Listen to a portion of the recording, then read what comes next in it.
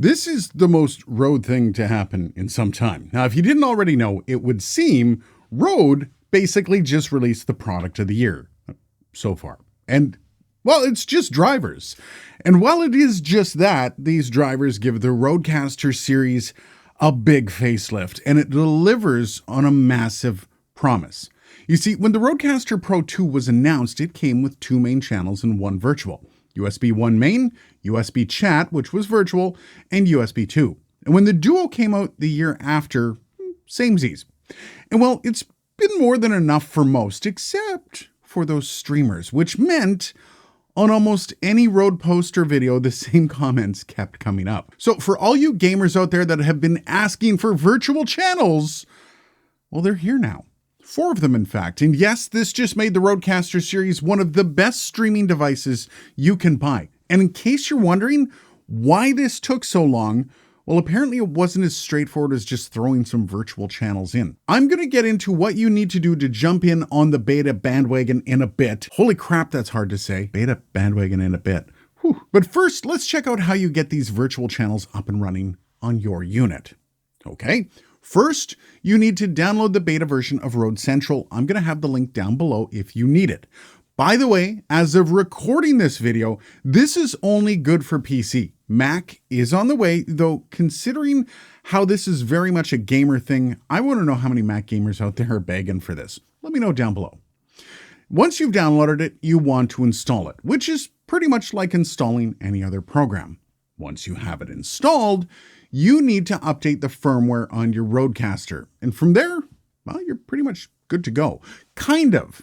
Because this is a beta, your computer might not be too happy with you using it, and you will get this screen.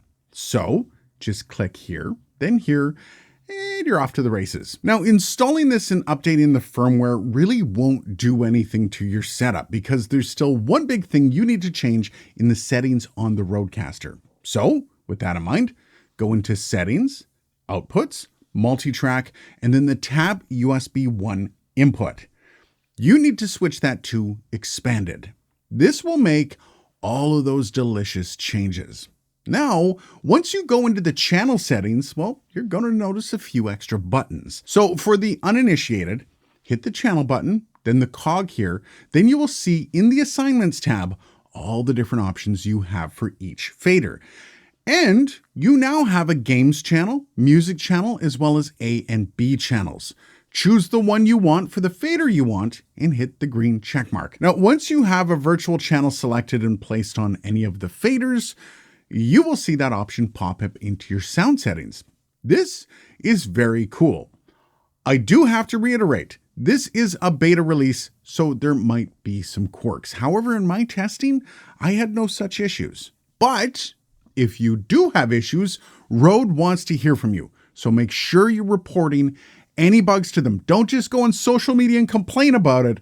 Actually send those bugs back to Rode so they can fix it. This is the whole deal with being part of a beta program, and I'm going to link that form down below as well. Now, all that aside, how do you become part of this beta so you can get early access to all these goodies?